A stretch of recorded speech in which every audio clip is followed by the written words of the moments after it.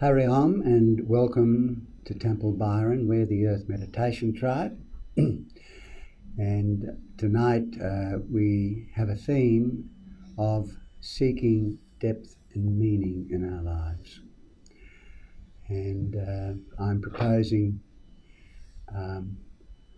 that we'll start off with a meditation and then we'll move into a short talk. And I've indicated already to those present that much of the conversation tonight will be based on a retreat that I've attended over the last week or two, which came out of an online retreat coming out of Germany. And I was so impressed by it that it was the first time that I'd heard a really good explanation as to this particular topic. It's simple. As best I can, I'm going to try to use the language that Ulla Koenig used, and I'll share a talk, and then after that talk we'll then be open to a conversation, depending on how you're reading it. So the start of the night is going to be our usual meditation. And the intent is that whereas last week those who watched the live stream will remember that we had was it a full moon, Zoe? Or Yes. Yeah, we had a full moon and an eclipse, and we ended early at about 7:30, 20 to 8. Tonight we may go a little bit longer, but we'll just see how we travel. So, once again, we're going to start the evening. Some of you know that Michael Stillwater was one of the people who helped create the Great Bell Chant with Thich Nhat Hanh. And without giving too much away about the talk that I'm going to give later, if you listen to the poem To the End of Suffering, some of the key words of the conversation tonight will come up in a few locations. So,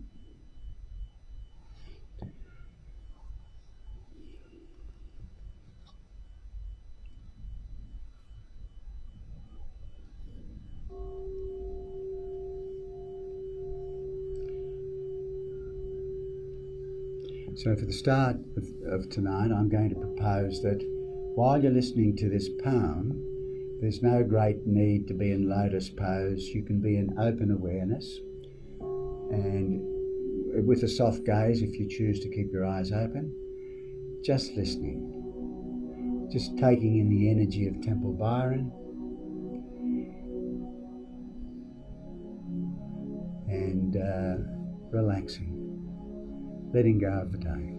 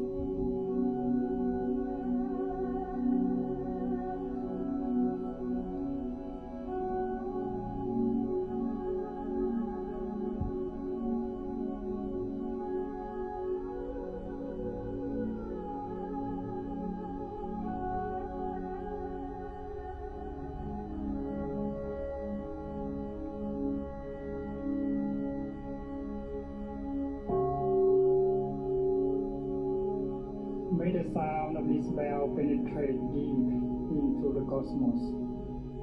Even in the darkest spots, living beings are able to hear it clearly, so that all suffering in them cease. Understanding come to their heart, and they transcend the path of sorrow and death.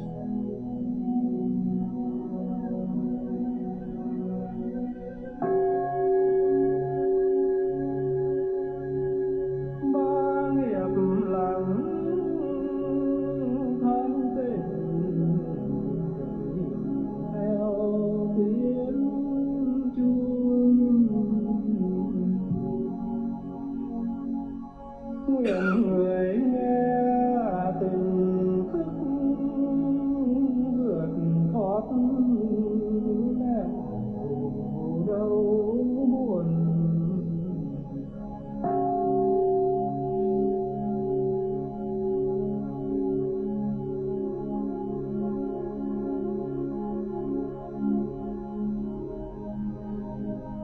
The universal Dharma door is already open. The sound of the rising tide is heard clearly. The miracle happens. A beautiful child appears in the heart of the lotus flower. One single drop of this compassionate water is enough to bring back the refreshing spring to our mountains and rivers.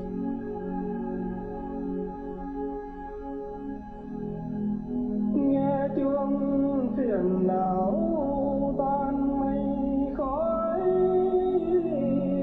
lặng thân an nguyện mỉm cười. Hơi thở nương chuông về chánh niệm, vườn tâm hoa tươi xinh tươi.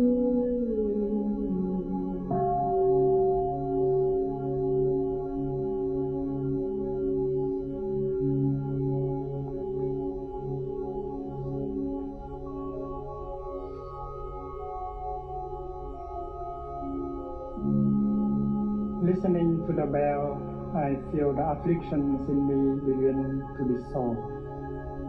My mind calm, my body relaxed. A smile is born on my lips. Following the sound of the bell, my breath brings me back to the safe island of mindfulness. In the garden of my heart, the flowers of peace bloom beautifully.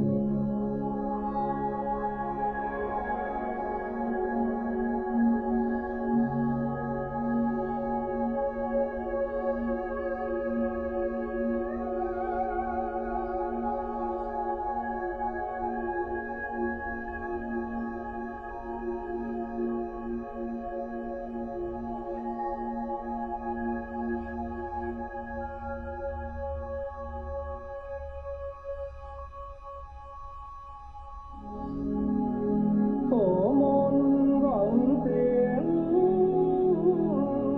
tiểu dưng bé thơ xuất hiện giữa lòng đỏ sen. Cơm lộ một giọt rưỡi lên xuân về trên khắp mọi miền núi sông.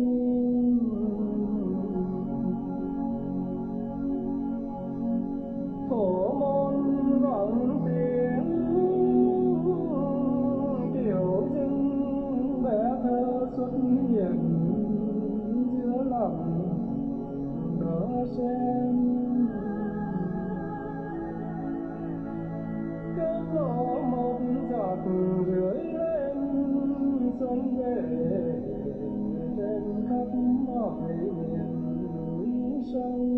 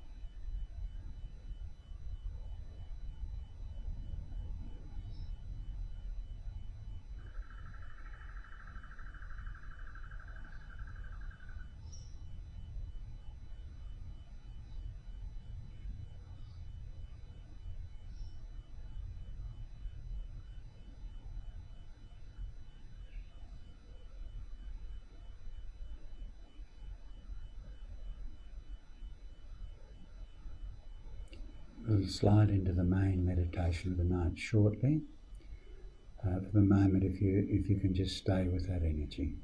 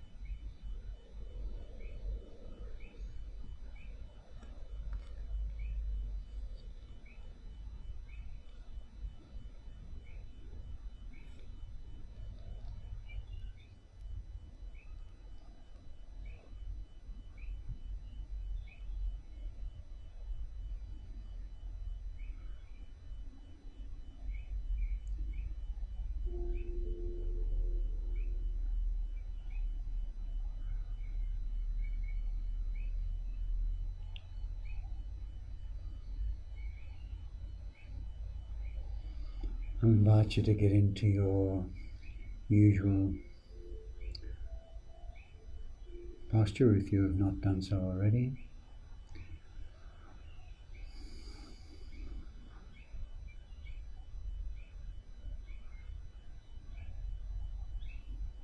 And letting go of the roles and responsibilities and all the projects of the day.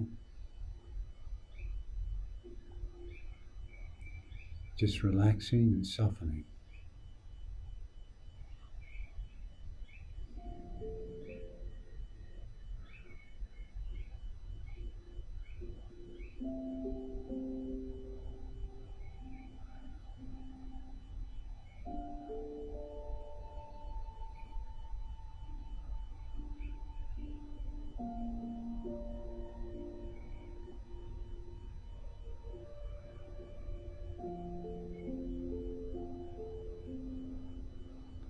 And allowing your mind to sit in the body, just as the body sits on the cushion.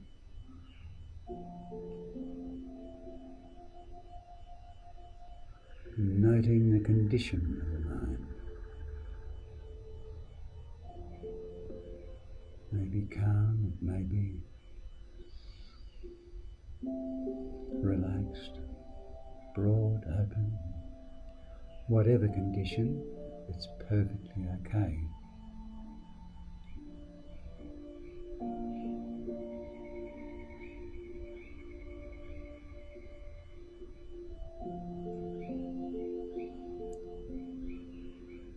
And then coming down into your body and establishing mindfulness. embodied mindfulness.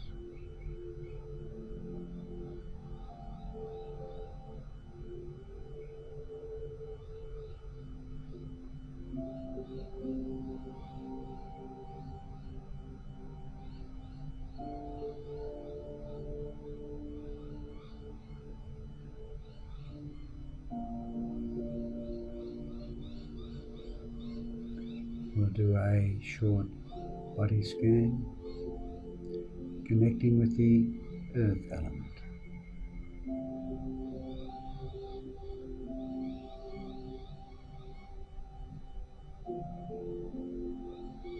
The qualities of hardness, solidity, however you wish to describe it.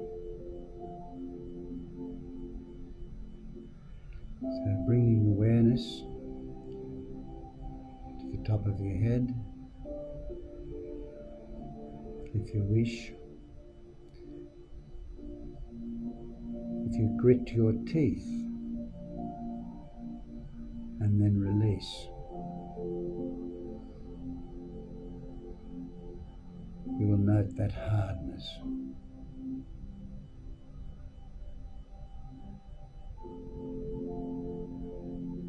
So we'll travel down the body, your jaw,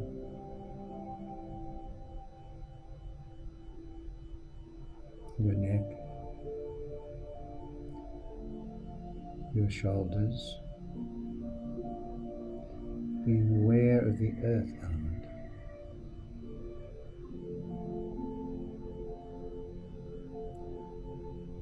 Upper arms,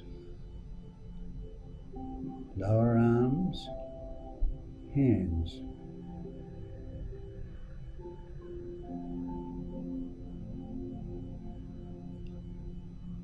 Awareness of the earth element.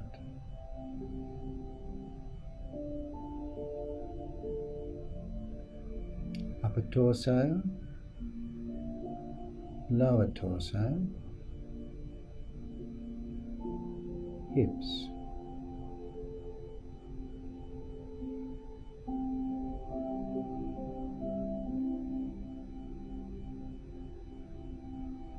Upper legs, lower legs, and feet. Once again, awareness of the earth element.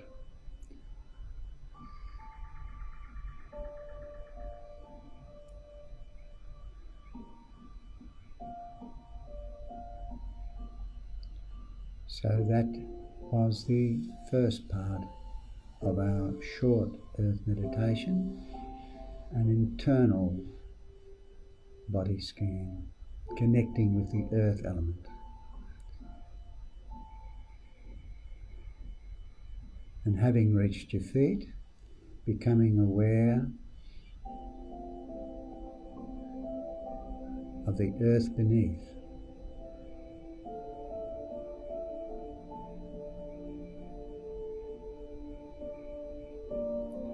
Once again, sensing that hardness, that solidity, however you wish to describe it.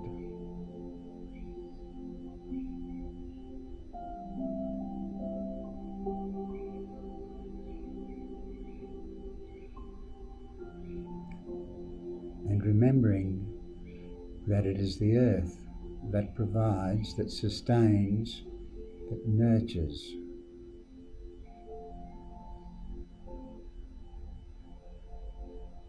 By way of food,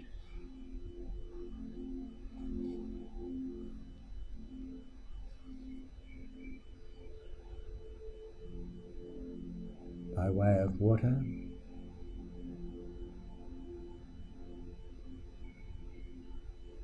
by way of oxygen,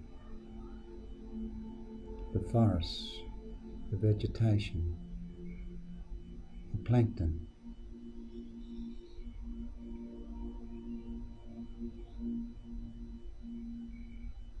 And of course, it provides warmth.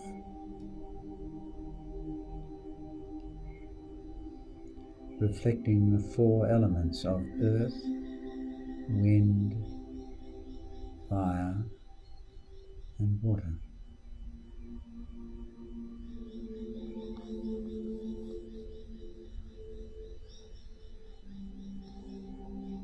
And sensing that earth beneath and around.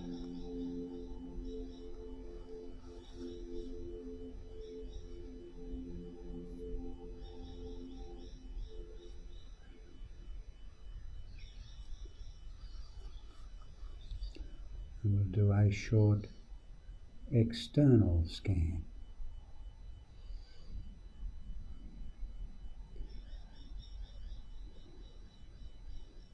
And sensing and being aware of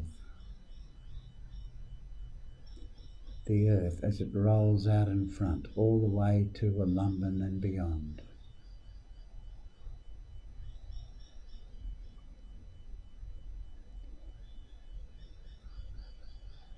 Almost to infinity. And moving to the right. Once again.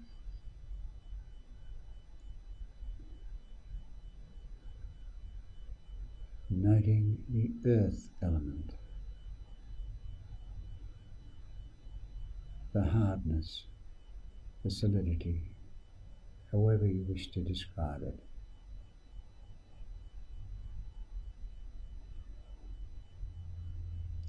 Then moving behind,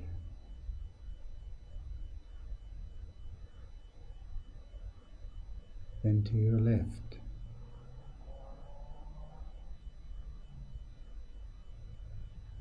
and then back to the front.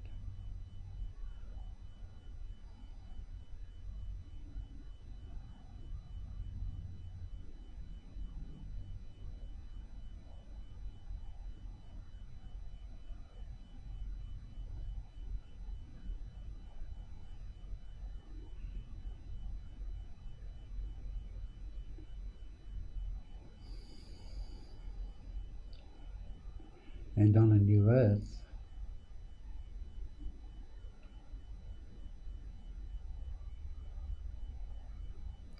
the qualities of compassion and heartfulness will be foundational.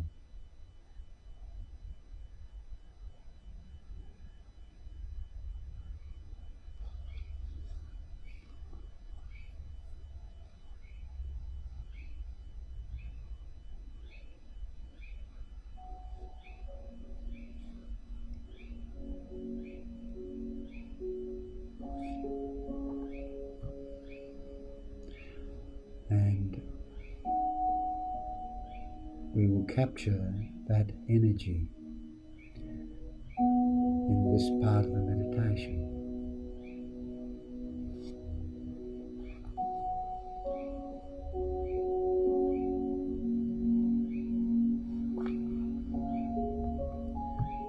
Some people are word people. They can simply use a word such as compassion, heartfulness, or a phrase, may all beings be free from suffering, may they be free from affliction, may they be free from harm.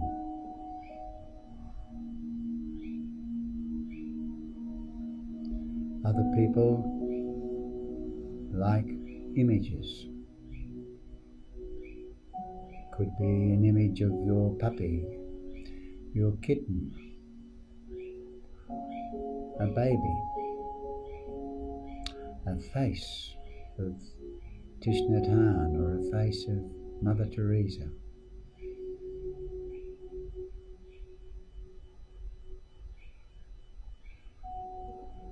Other people find it helpful to use music. And we have Deuter's permission to play a few of his songs from Garden of the Gods. So I'm going to invite you to do compassion for the moment. And when you feel that you have captured that energy, the invitation is to be compassion.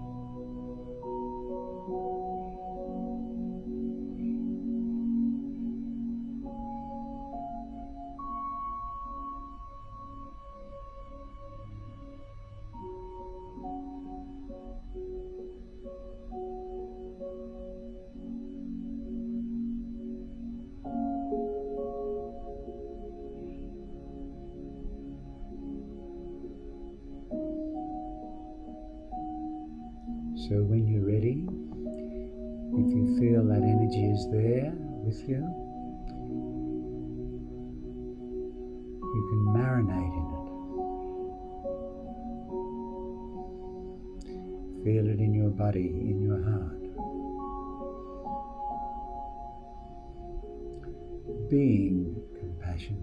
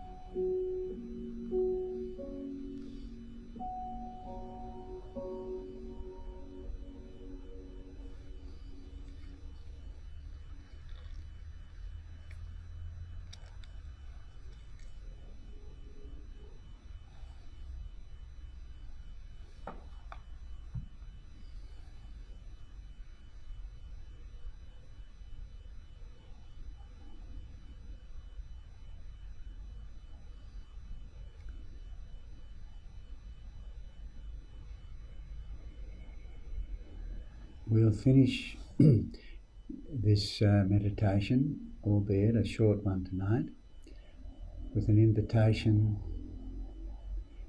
for you to imagine and to visualize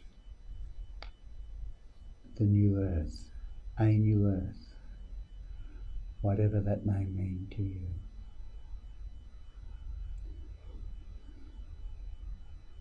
Some will say that as you think, so you will become.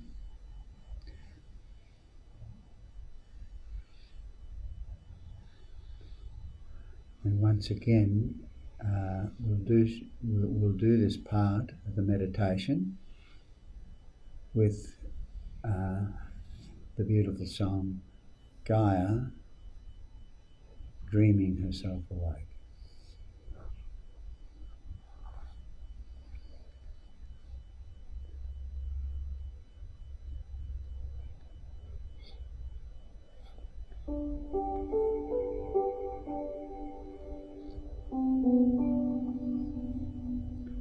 So you may use your sense fields. What the new earth would look like. Could it be your sight, the sounds, the smells, the tastes? However you wish to visualize and to imagine the new earth.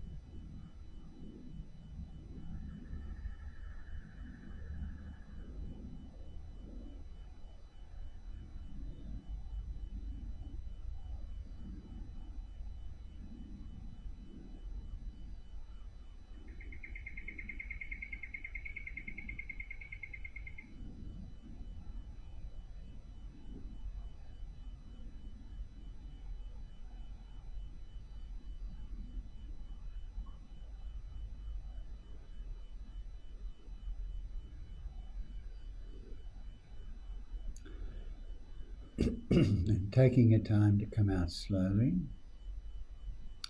if you wish. Some of your yoga moves.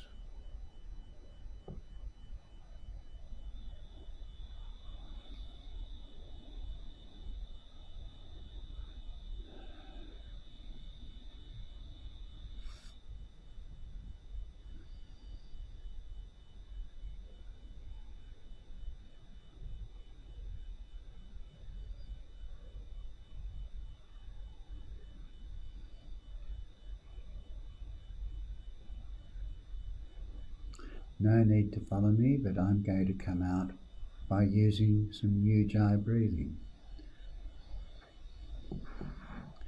If you wish, with a soft gaze, you can watch what I'm doing, touching and connecting with the earth to the left, with a deep breath in,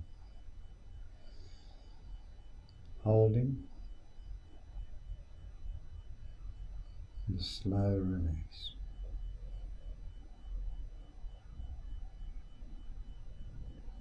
And to the right hand side, touching, connecting with the earth.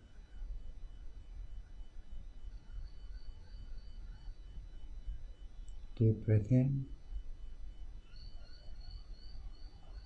hold, and slow release. And back to the front. If you're still with me, all 10 fingers on the earth. Deep breath in, breathing in the strength and the stability of the earth. Hold, and letting go of any suffering, any pain, any difficulty that may be in your life at the moment. And we'll do that a second time. Deep breath in, deep into your belly. The embodied centre of presence. And letting go. And then back to seating, your normal seating position. And to the front, I breathe in as I put my hands out. Hold. Spiraling back into your heart this time. And again to the front. Breath in. And back to the heart, letting go. And last one, above, hands will go above your head. This is the Chogyam Trungpa Rinpoche move. So we spiral up, we push up, we hold, and we let go, back to the heart.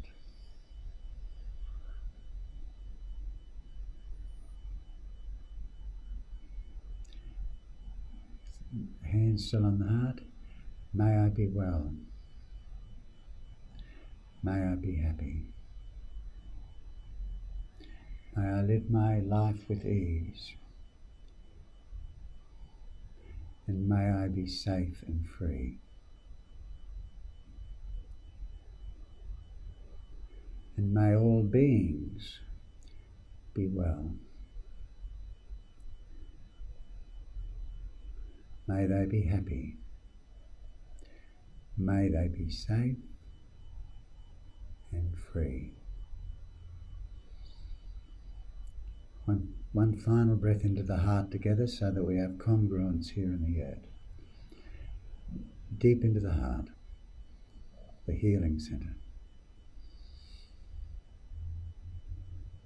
And letting go.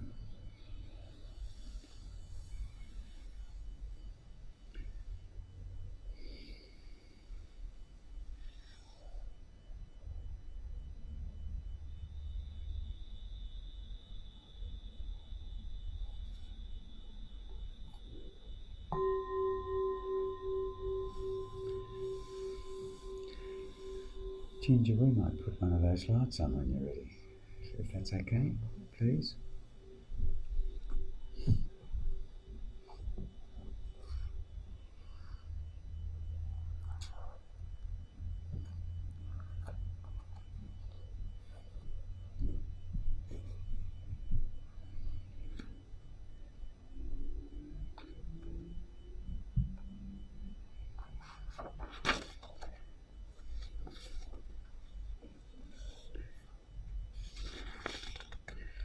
I'm proposing that we move straight into the talk, rather than to have a tea break. There is a cup of tea, the water's boiled out there. If you quickly want to grab one, you can put some peppermint in it or whatever you wish. But we won't actually stop. For those who came early, I explained that I've just come out of a 6-7 day retreat, and the main topic was bringing depth or seeking depth and meaning in your life. And as best I can, I was so impressed by the presentation. As best I can, I'm going to try to stick to the script that as Ulla presented it. And then we might have a short conversation before ending the night. So, there's one thing that was left out of the equation. There are 3 critical things that were raised. And to me, it's been a significant development in my, shall I say, my journey, my path. And I'm hoping that these 3 clues, at the end of the night, if you've already picked them and you've already got them in your life, I'd love to hear it. But it's a different presentation that's come, and Ulla moves at such a high level. It's with great insight that she always delivers. You're right. But there's one thing that the conversation missed that I wanted to share with you, and it's a poem by David Wagner, who was the professor at I think Washington University, and it's about it's North American indigenous wisdom. I'm trying to remember the tribes, whether it was Lakota or maybe it was Hopi. I'm not sure. But it's about what do you do when you're lost in the forest. And it's the advice that one gives to a child who might come to you and pose the question, what do you do when you're lost in the forest? Stand still. The trees ahead and the bushes beside you are not lost. Wherever you are is called here, and you must treat it as a powerful stranger.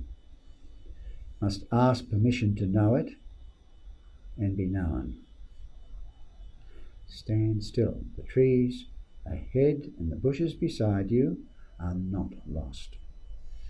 Wherever you are is called here, and you must treat it as a powerful stranger. Must ask permission to know it and be known.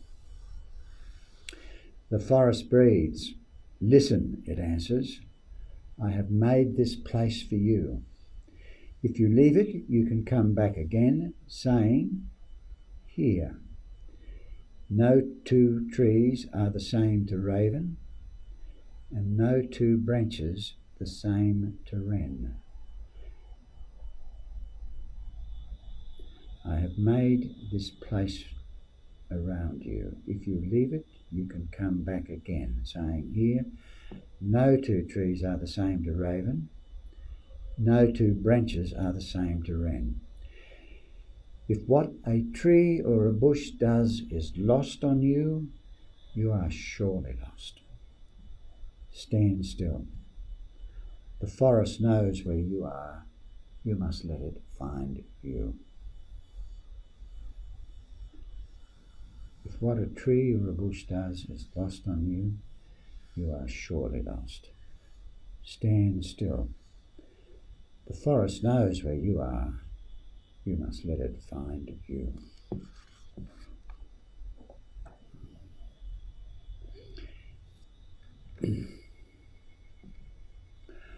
And to me, that's a poem about, there are lots of different explanations for it. Is anyone familiar with the poem Lost? No. There are lots of different takes on it, and many people know of the version that David White gives, the famous Irish or Welsh poet, but there's lots of other explanations. And to me, when it's stripped away, it's about being sleepwalking. And there comes a time in all our lives when we need to stop and listen. And so the relevance of that poem in this context, in my mind, is about the need for, that we all have for, the three S's of silence, of stillness, and of space. So that's kind of an introduction to what Ulla had to say. So let's get into it. Depth and meaning. And we live in a world, correct me if I'm wrong, where it's dominated by consumerism, the smartphone, and a whole lot of other stuff.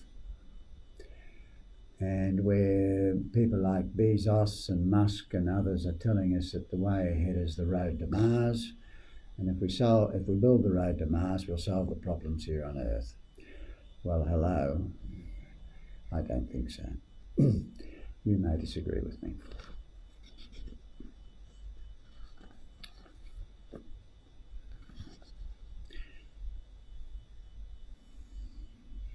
We all have a wish. The word spiritual is mentioned, by the way. If you read the post, it mentioned a number of words, but I won't bring them back into focus immediately. Spiritual depth. There's a human need or desire to experience depth. And many people associate depth or spiritual depth with religions. We won't go there tonight other than to say that it's not, the word spiritual is not restricted to religions. And the second part of that equation is many people are wanting to create an ethical framework. So for instance, I was brought up under the Catholic banner and I was told all about the Ten Commandments. And they were usually framed in the negative. You can't do this and you can't do that, and the usual stuff.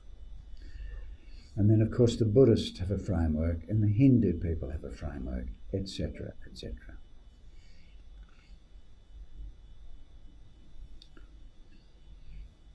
So the starting point is to accept that many people have a wish for depth, and it is a human need. It is natural to the human heart. So nothing to be embarrassed about.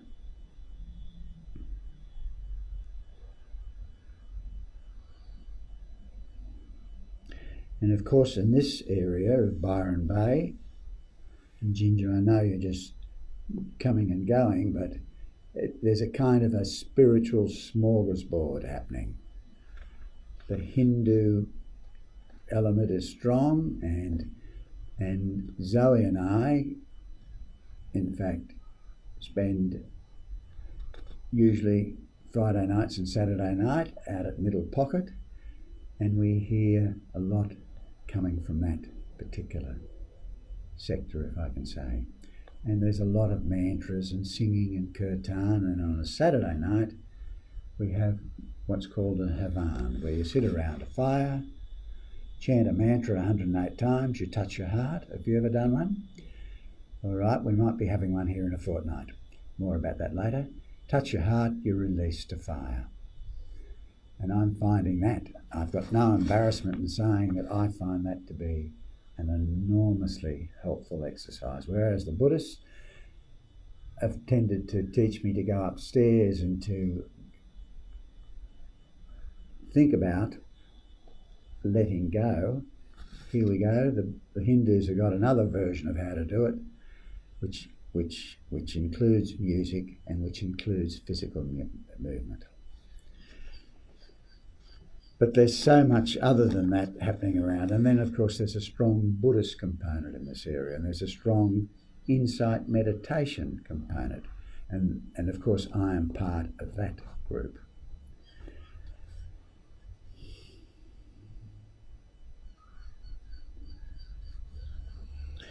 And I need to say to you that in America, I read an ad recently that referred to the guy was attached to one of the universities, and it was a 42-day course with the promise of enlightenment or awakening, however you want to describe it, and with a money-back guarantee. I will not say anything about the Americans tonight because we have a guest here. But I'm very challenged by that sort of culture. At least it's a money back guarantee. The short summary of, if you're looking for, quote, the spiritual path, of course there's the issue of what is the spiritual path, and I'm suggesting to you that it's not restricted to religions as such, it's much broader than that. And there's a definition there that I can share if you wish. The simple comment I make is that we need to be careful of traditions and teachers who push strong and unyielding views and opinions on us, whoever they may be. So,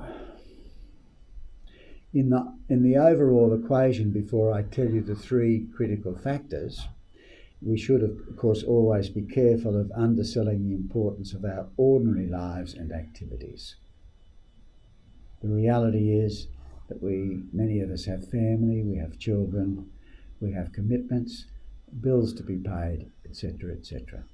So whatever you hear tonight is not meant to wipe that responsibility away. The important thing is we need to keep our eyes, our ears and our sense fields open to the ordinary everyday experiences and the reality of our lives, whatever that reality may be, whatever work you're doing,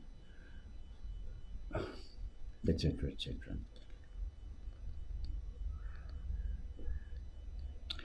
Now, the three critical factors. Number one is having a sense of direction and guidance. And when you think about meaning and purpose, surely there's some implication in there that there is a direction, that there is a path ahead. And I need to engage those things that accord with my sense of direction and to let go of the other stuff, whatever it may be. So we gather the energies together and give them a direction in which to go.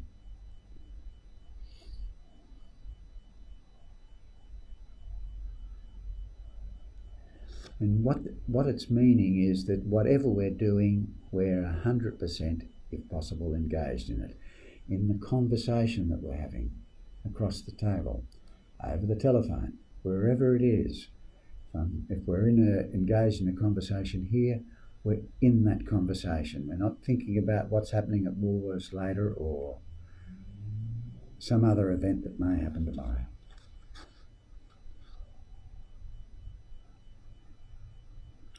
And we make 10,000 decisions a day, they tell us, or more.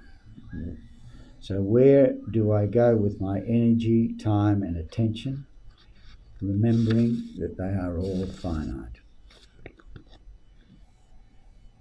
So in addition to meaning and purpose, there may be ethical values and frameworks in there. And that helps me to focus and identify those things that are worthy of my time and energy, because there's simply too much out there to engage with everything.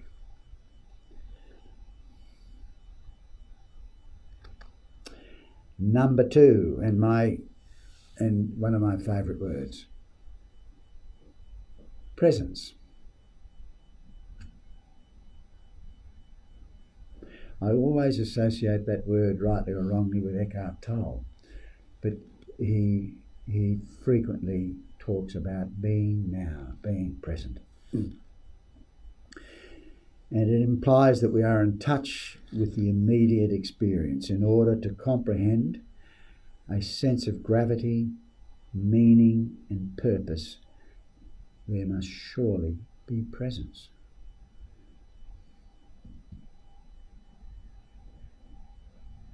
And to have depth and meaning, it implies that you are present.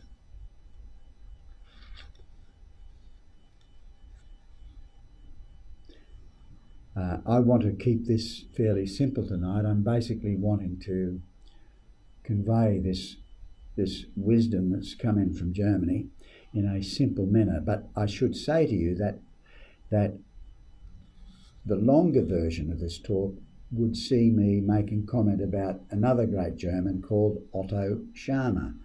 And Otto Scharmer is the guy who designed Theory U, which is about presencing and absencing. And Otto has become, that whole concept has become very big in that part of the world, although he's now gone over to America. Can't remember the university. Presencing, absencing. We have a culture which is largely about absencing. We already know what presencing is, so I'm sure you'll work out what absencing is. And if one were also going to do justice to that word presence, there are others who would say, hang on a minute, I, for instance, was doing a 1 day of meditation retreat 3 weeks ago, and the Dharma teacher who was leading that event was going to do it on presence. Beaut, I thought, this will overlap with what's going to come out of Germany. But a day before the event was due to start, he then sent a memo around saying that he's decided that the word presence is too restrictive, and that really, I hope I'm not misquoting him, but really, to be fair, the use of presence involves so much more. It inevitably goes into the field of mindfulness, attention, awareness, etc., etc., etc. So even though I'm using the word presence tonight to be true to and to reflect the teaching that has been given to me during this retreat, there's a good argument for saying that when you look at the word presence, there's a whole bigger landscape that needs to be factored in. And one of the reasons why we listened to Thich Nhat Hanh and the Great Bell Chant tonight, if you were listening, is that there were some key words in it that Thai was using. And one of them, in fact, the phrase was the safe island of mindfulness. And there were some other words. The third phrase, or the third word, so we started with having a sense of direction or guidance, and we then went to presence, And the third thing, does anyone have any clue at all where Ulla was taking this conversation? A heart connection. Simple, isn't it? A heart connection to the experience. If talking about meaning, purpose, gravity, etc., etc., etc., it surely implies something that moves the heart. A sense of being touched and being nourished. We can also be deeply touched and moved by the suffering of others. E.g., we've talked earlier about compassion. At least we did so in the context of the earth meditation, the short version. I wish, and compassion, I wish that others be free from suffering. Now, I know there are lots of other definitions out there, and every time I listen to a summit coming in from America or England, I hear, there's another way that we can deal with this.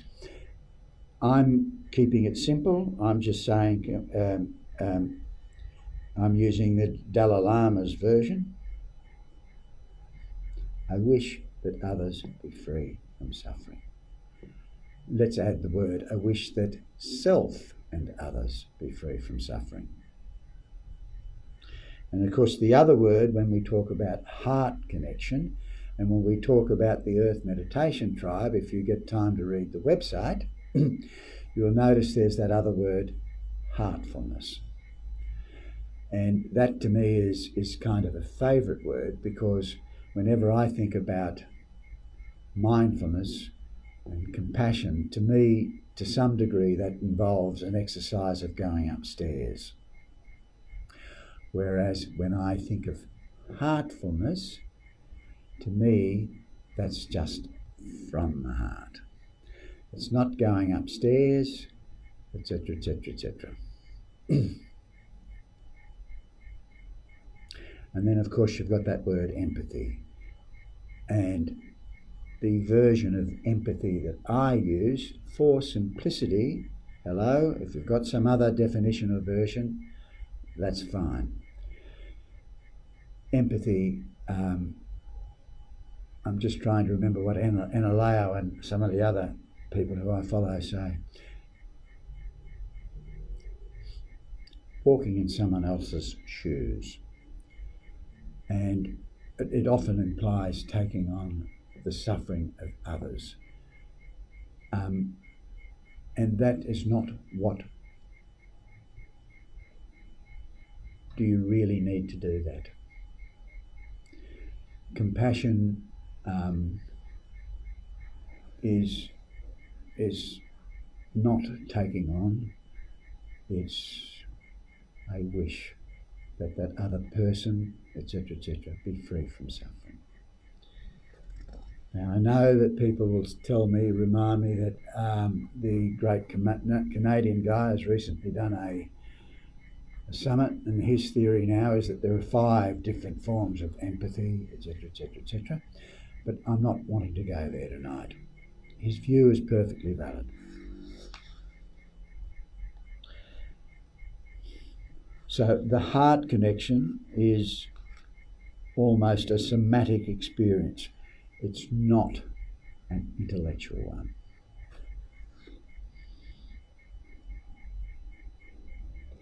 It needs the presence to be with our reality and the readiness of the heart and its innate intelligence and knowledge to be able to receive.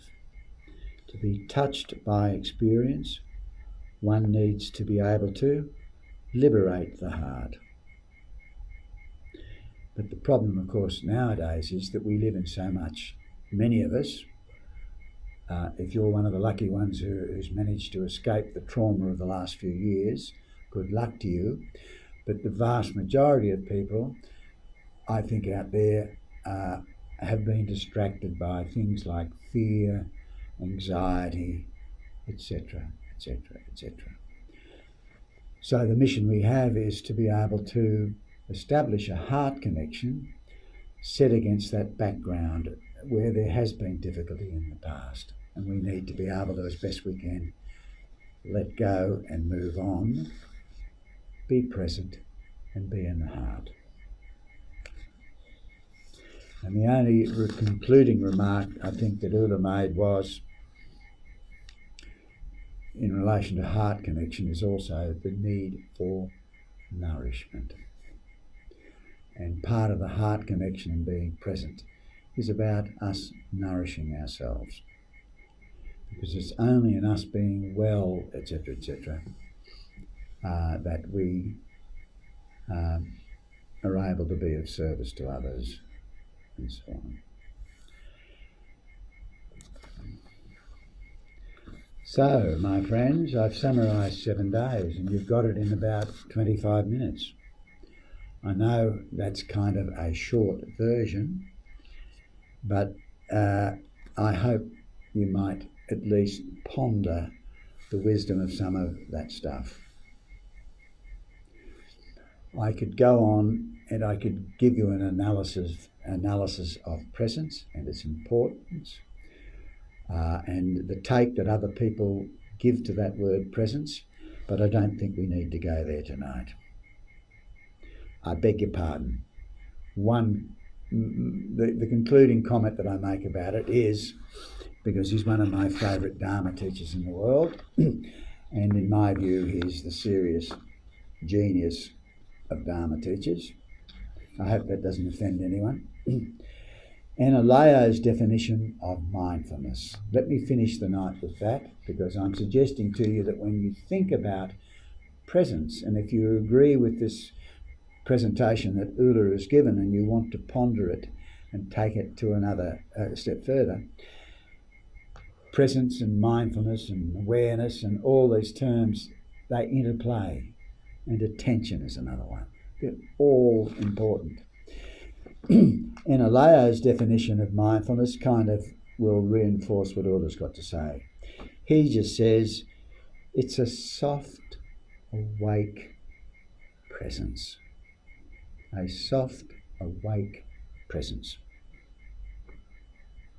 And he treats it as his friend. He gives it almost a feminine and a benevolent flavour, like a friend.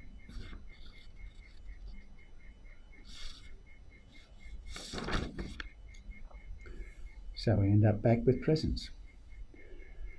So, there you have it.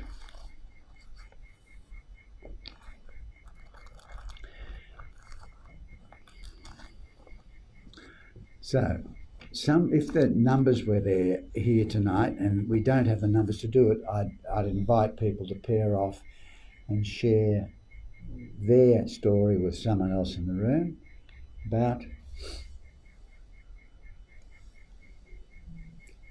bringing or seeking depth and meaning in your life. But I'm not proposing to do that because the numbers are such that I think we can have an open conversation about it without the need of pairing off. But what I'm going to invite you to do, if anyone has a comment to make about the meditation, firstly, or the topic for the evening or the theme of the evening, I'd love to hear it. Maybe the meditation first. So that was what we call one of our earth meditations, Ginger. And it's a whole lot more detail than that, but for the sake of moving the night through, we've done the internal scan, the external scan, connection out there. What did we do then after that? We then went into compassion, suggesting that compassion is at the foundation of the new earth. And then we ended up with envisioning the exercise of visualizing and envisioning a new earth.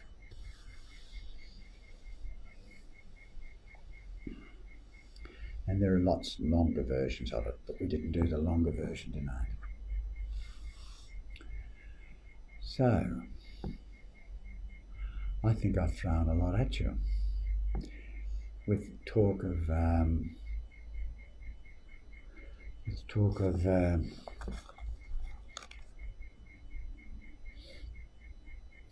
mindfulness and presence.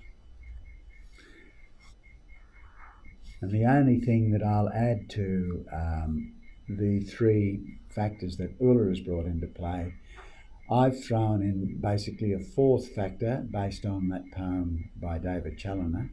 I'm suggesting that into the mix comes silence, stillness, and space.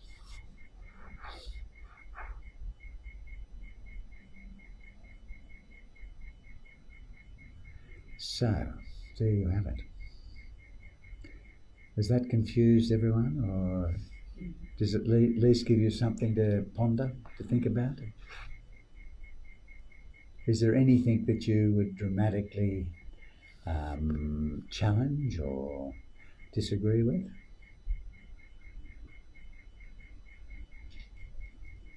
I like the idea of the silence, stillness and space, and I don't know whether I'd go Hang on a minute, stillness, Zoe, silence, just space. before you go, and I can barely hear you. Do you Oh, mind? really?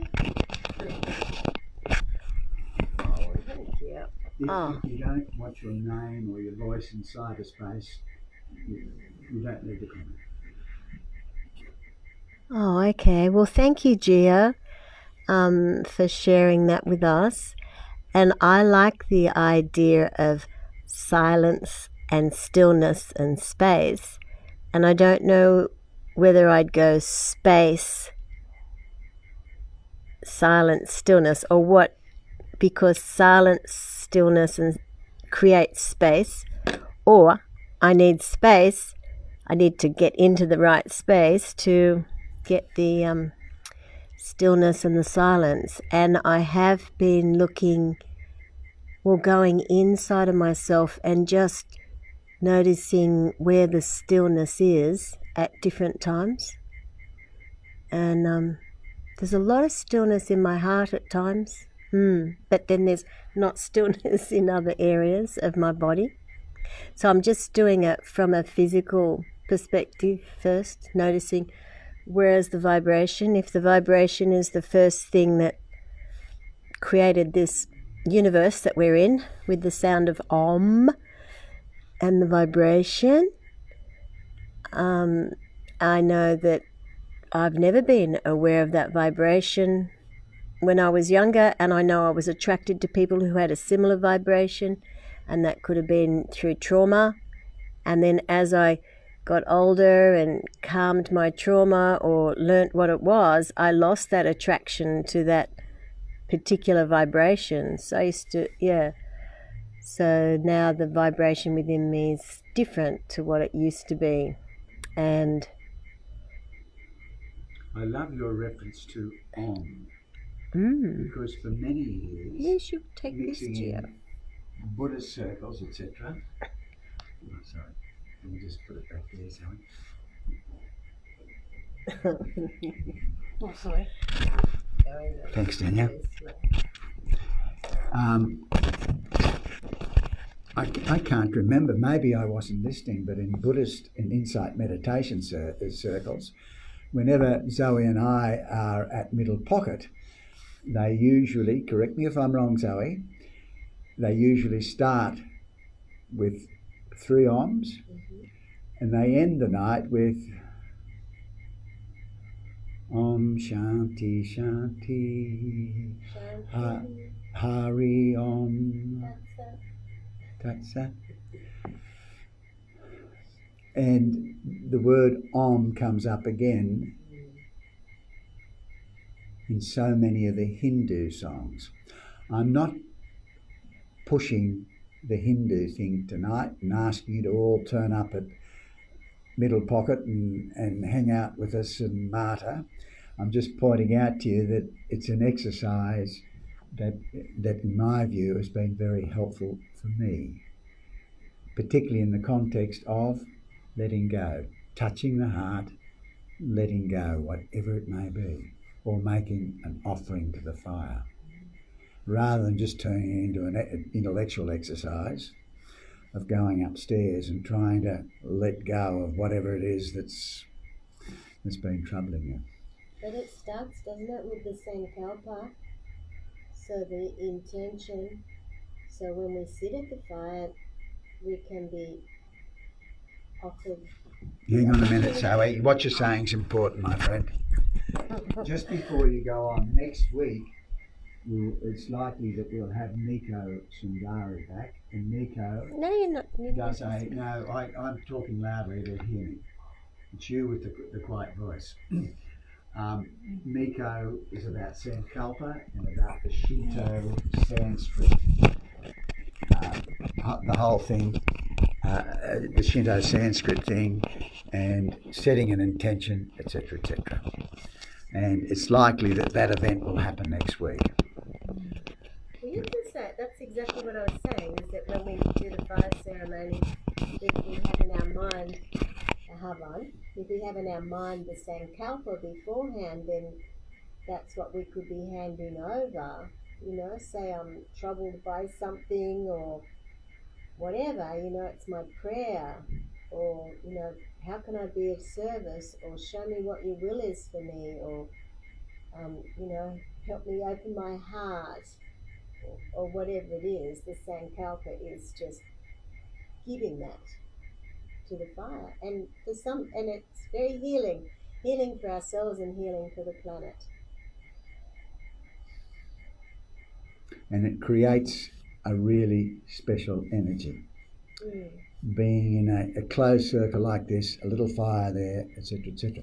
It sounds like I'm giving a plug to the whole Hindu. Do you call it Hindu, or what would you call it, Zoe? Well, the Buddha is a Hindu. The Buddha is a Hindu man and what you're teaching here, what you're talking about, is Hindu taken from a contemporary Ulla. You know, she's put her slant on the way that she sees the Buddha's teaching, but the Buddha's teachings are the original teachings that so many people have put their slant on, like Eckhart Tolle and all of those contemporary people, but the real source is from the Buddha. But if you go back even further, he was a Hindu, so the real source is from yoga. And the Buddha focused on the limbs 6, 7 and 8, well probably 5, 6, 7 and 8, which is pratyahara, which is withdrawal of the senses, and then the other 3, which is focus, and last one is samadhi, and I'm just trying to think of the one in the middle. Yeah, so the first part of the equation tonight was the human need or desire to experience depth. And Yes. and then I raised the issue of the word spiritual.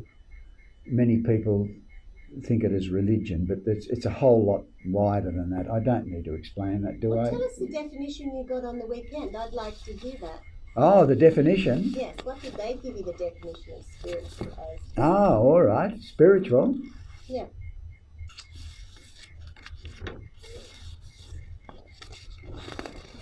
Or you can hear what other people's definition of it is, and everybody must have. Well, I beg your pardon, rather than me tell you what it says here, if I can find it,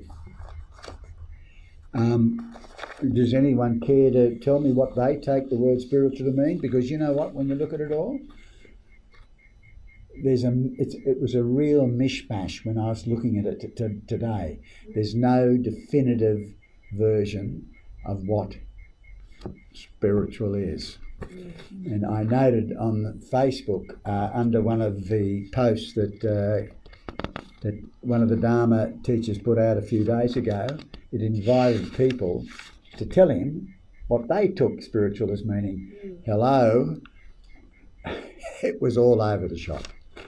There was no thread. But it's actually seeking depth, isn't it? That what you started off saying? Yeah, well that's my definition. that's what I take it to mean. Yeah.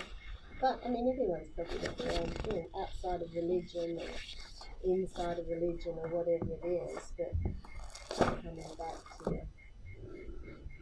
It's the opposite of the material. It's the opposite of the material. Yep. It's well, okay. It gets more difficult to define. It's bigger than It's you. well, It's bigger than Yeah. you. Yeah, it's right there. it's a concept. I feel like it's beyond words. Yeah. It's a for concept reason. which is not materialized, so it's not experience. It's a concept in its pure form of everything, of everything which exists, all the feelings, all the which is not realized, materialized.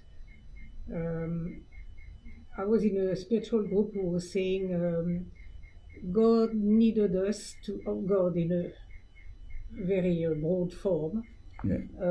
I mean the higher spirit needed us to experience the concept To experience the concept.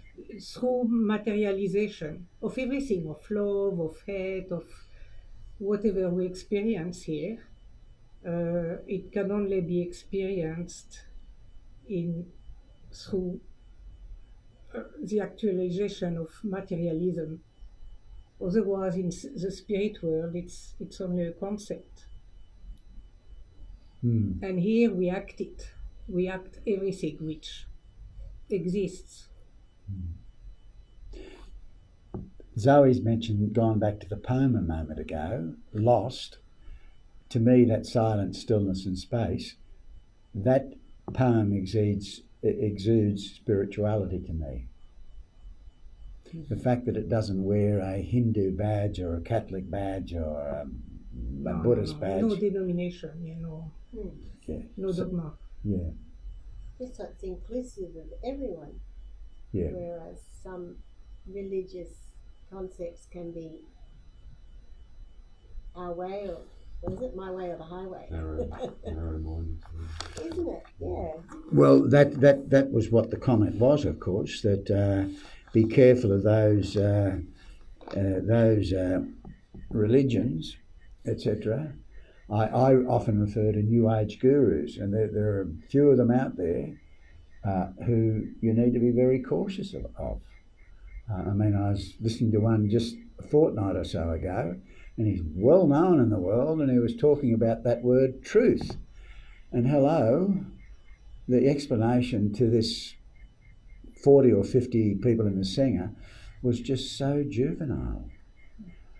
That may sound critical, but I'm just pointing out to you, we all need to be cautious and not fall into the trap of following some of these people who are out there. Probably fundamentally all religions have a good basis, which has been desacralized and distorted by the people who have used it and conveyed the material to others. So when people are there for their own purpose and they are there in religion as well, you just cannot. You have to use your own mind. You cannot take their word for granted. You cannot. Yeah. You need a lot of awareness. And I found what the worst part of most religions, apart from Buddhism and other Western religions, is a rejection of other religions, when it should all be about acceptance and love, regardless of the dogma. Agreed. Because in the end, we all reach for the same thing using different tools. The dogma is only a tool or another, like to reach the final aim, which is the same in the end. So no point fighting about dogma. It's only a vehicle, some material that we use. It works fine to get us there, but no point fighting about it. And that's good It comment. has no real value in itself as a truth. It's only a tool to get us somewhere. That's how I see religions. You know, you use tools to elevate us to where we want to reach, to a level of spirituality. I If you guess, can attain it. I guess for me, it's like spirituality would be, awareness, recognition, and reverence to the infinite, external, internal, and the religious aspect seems to have definition, maybe rules, direction, Definition and? direction, rules Yeah. of And, sorts. and while you're using the D word, can we throw in dogma? dog, I think we're all on the same page in terms of, let's not call it cynicism, but that we're cautious about. It was said before when we were reading through the notes that it was urging us to be cautious. Yeah. So that the- Buddha was saying, if you see the prophet, kill him. Sorry? Was it the Buddha who was saying, if you see the prophet, kill him? Like don't follow anyone, follow your own, your inner self. What resonates with you? Yeah. And the Buddha says that. He says, this is just what I've done and what I found, but go and work it out for yourself. And he does say this is not a religion. So Buddhism is not a religion as such. No. It's just what he discovered in sitting under the tree and the four parts of this and the eight this, and and he's very clear in the way he's written out those steps. And it doesn't. And I think for myself anyway, whenever I hear anything that is wise like that, inside of me at times I can go, yeah, I know that. Thanks for the reminder. But where I know it from, a past life, or where do I know, often it's like I have that feeling of knowing that, just I needed to be reminded that, I really liked what you shared earlier about that all human beings inherently have a search for that depth. And that touches on the same thing as that truth. Finding ourselves. Really feeling that, and I used to make a lot of friends in my Southern Baptist church by disagreeing with a lot of things that they would tell me as a child, and saying, I just feel like we're trying to wrap our brains around things we won't understand. And I still stick to that. Some people might see it differently. They will, but trying to wrap our brains around things that we can only know in our soul is kind of where I've got to as an adult. The truth behind it. There's a lot of cynicism of organised religion in Australia, Ginger, and I could tell you why. I mean, we've had royal commissions into dreadful abuse, where people have been found out and been prosecuted. But we won't go there tonight. People know what I'm referring to. Is it the same situation? I'm suggesting to you that there's a cynicism generally in Australia of attaching to and following, quote, organised religion. Is that the same? Would you read the same as happening in America? There are two. Sorry? I would say that for the most part, there's two big groups about that see kind of,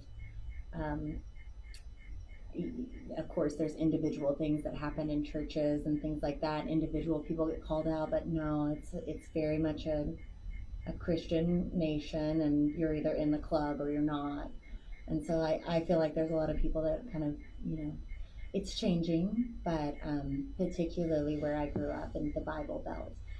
It's the Bible Belt. Yeah, That's Texas. Mm-hmm. Ah, yes, okay. And he's from Alabama, so in that group as well. And no, it's all one way or the highway. So Yeah. Wow. Yeah. You need to go to church or you're a sinner. And God bless this and Jesus. You need to go to and- church? Or you're a sinner. And, Oh, goodness gracious me. And not an acceptance of other religions either. Again, that's why I wasn't very popular in my church when I was a child, because I was always drawn to things that were kind of outside of that world, and I never thought, how did we in Crandall, Texas get it right? And you're saying everybody else will burn in an eternal fiery hell? Yeah. I just could never do that. So, but that is where a lot of the country is. So.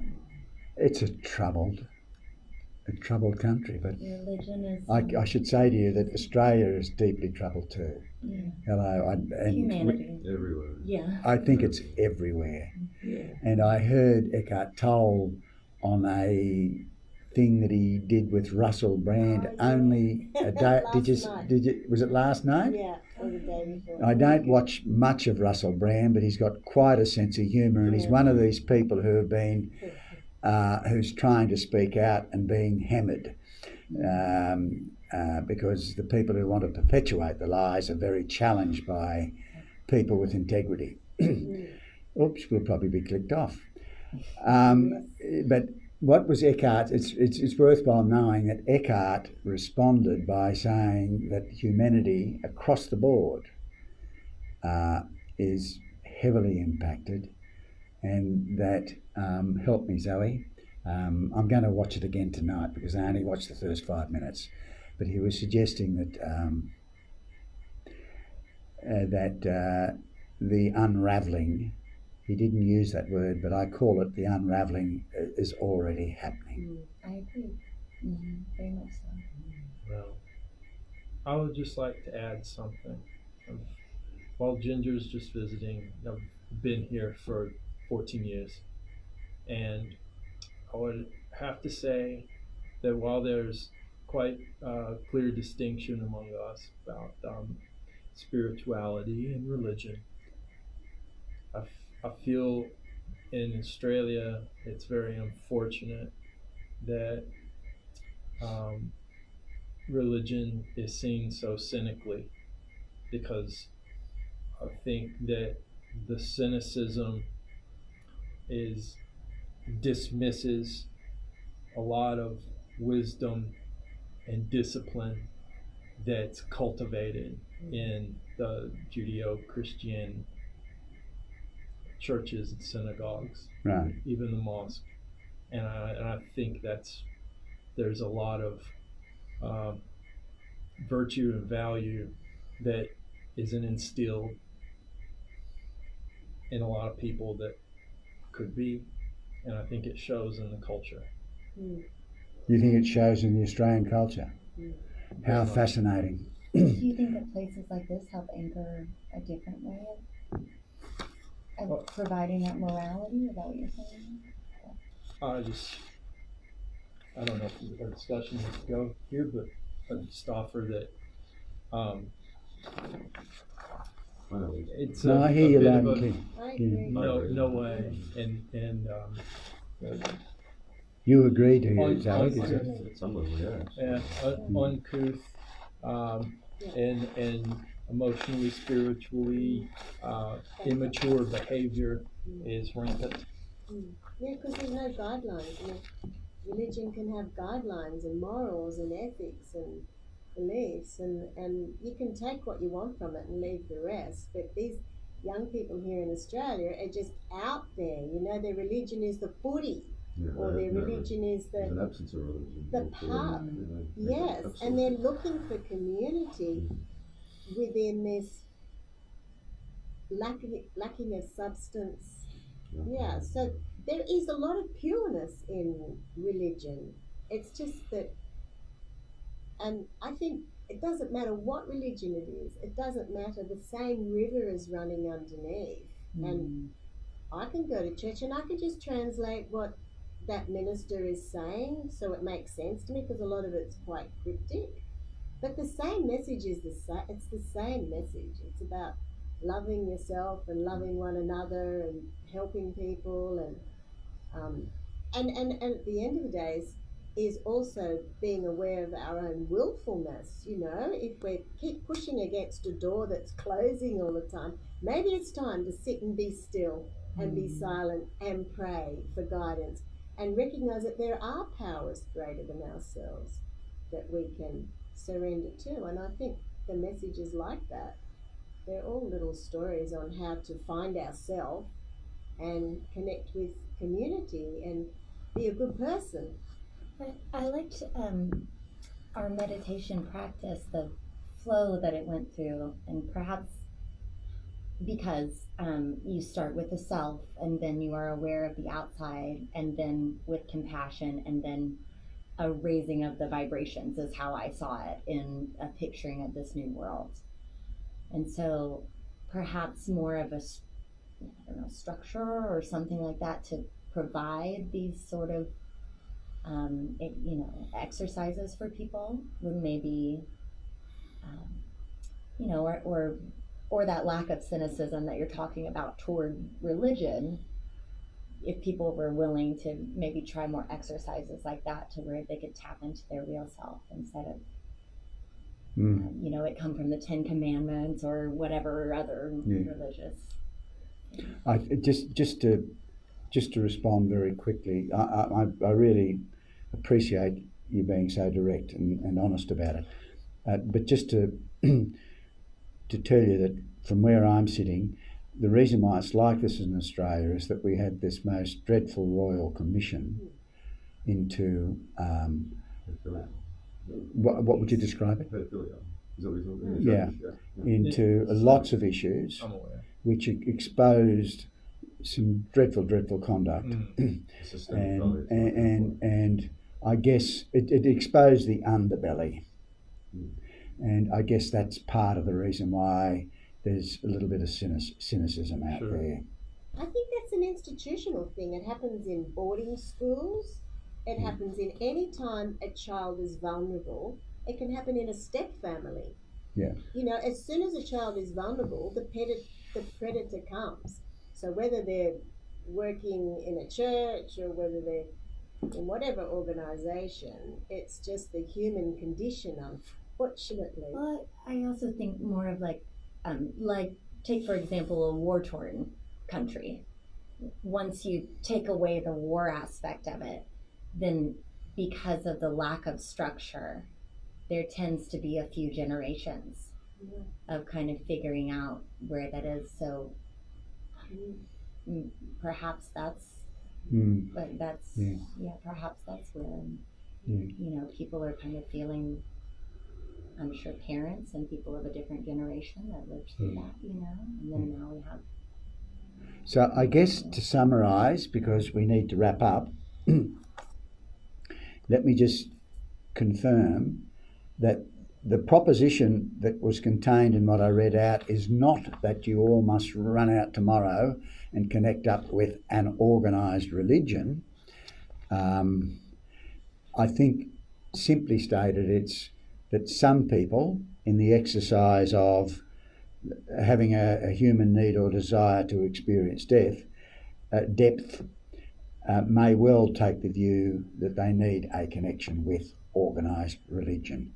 But I think what I've heard tonight is, well, hello, I don't think anyone here falls into that category necessarily. That's simply stated. So, just to summarise, having a sense of direction and guidance, presence, and all those other words. I've suggested to you what the key word that's come out of it for me, especially in the context of a new earth. Hello, it's the M word, it's mindfulness. And the third one is, of course, heart connection.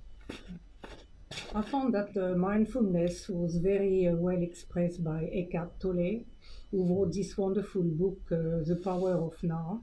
Yes. It changed my life, and it changed the life of a lot of people, because I really took what he was offering into my life. And mindfulness has freed me in good part from the past, from the future, and I experience the now a lot better, but it's discipline. You have to remind yourself when you are wandering back to the past or the future that you are here now, and take it all in, experience it, be aware. So I find being in an environment like Bowen, I come from Sydney, I lost part of my sense of spirituality in Sydney. You lost your sense of?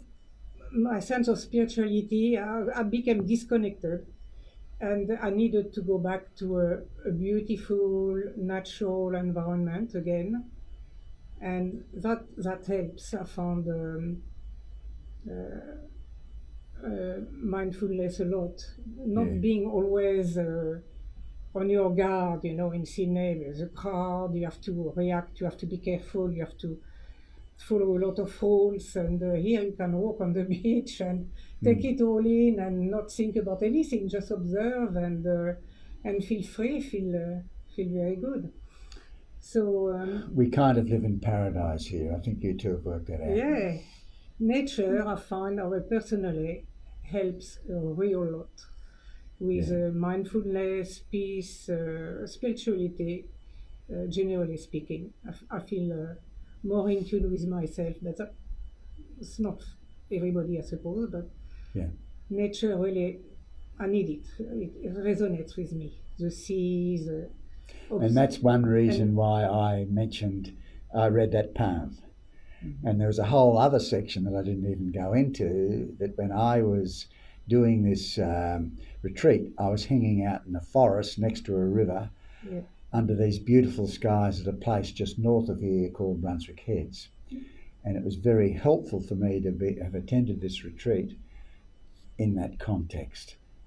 And the connection with nature is so important. You have to be able to hear the silence. When I came here, I heard the silence, which I couldn't in the city. Yeah.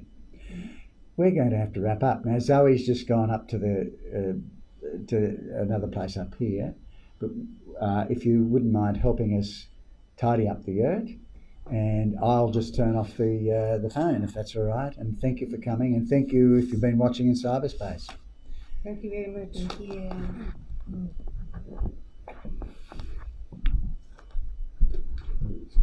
Oh, they go over here. Where